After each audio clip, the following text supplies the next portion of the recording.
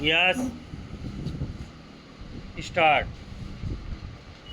कई बार किसी मुद्दे पर उठने वाले सवाल विवाद की शक्ल अख्तियार कर लेते हैं, मगर काफ़ी जद्दोजहद के बाद जब उस पर सहमति के बिंदु बनने लगते हैं, तब आखिरकार अपने परिणाम में वही सवाल भविष्य के लिए सकारात्मक दिशा का संकेत बन सकते हैं।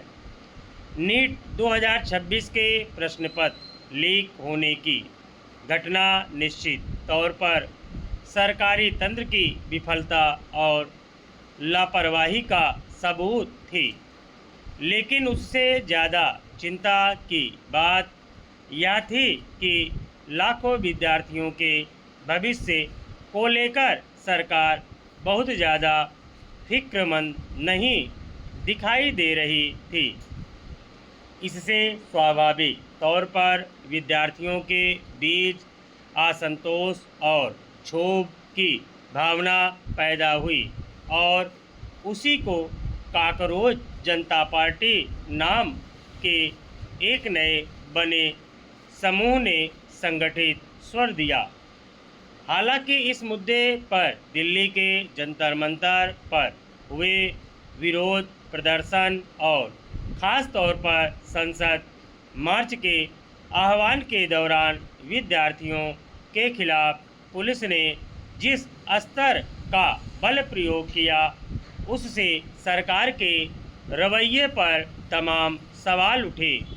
विद्यार्थियों के शांतिपूर्वक विरोध प्रदर्शन के दमन की कोशिश को संवैधानिक और लोकतांत्रिक अधिकारों पर चोट की तरह देखा गया। अब विद्यार्थियों के उसे आंदोलन के एक निष्कर्ष पर पहुंचने के बाद सरकार ने प्रश्न पत्र लीक होने की घटनाओं को पूरी तरह रोकने के लिए लॉ के परीक्षा अनुचित साधनों की रोकथाम संशोधन विधेयक 2026 लाने की प्रक्रिया शुरू की है। मगर ज़रूरत इस बात की है कि देश भर में इस मुद्दे पर जिस तरह का विरोध और सरकार के रुख के प्रति असंतोष देखा गया, अगर उसके हल की कोई सूरत बन रही है तो उसमें सभी पक्षों का सकारात्मक सहयोग सुनिश्चित हो। संशोधन विधेयक में प्रश्न पत्र लीक होने की कोई गुंजाइश नहीं छोड़ने के लिए कई सख्त प्रावधानों की बात की गई है, तो इससे यह साफ है कि सरकार इस समस्या की गंभीरता को अब स्वीकार कर रही है।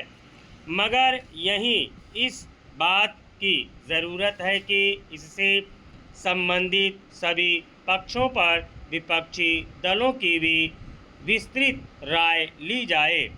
इस पर संसद में पर्याप्त बहस हो।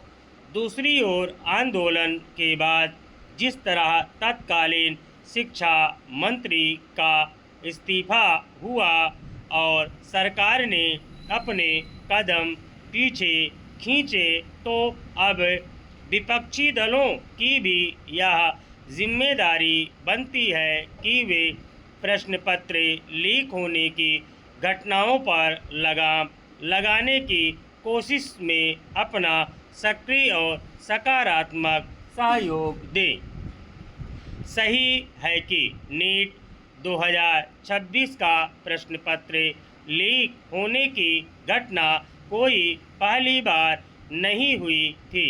इससे पहले भी कई बार प्रश्न पत्र लीक होने के वाक़ये सामने आ चुके हैं, मगर सरकार ने औपचारिक निर्देशों के अलावा इसे गंभीरता से लेने की ज़रूरत नहीं समझी।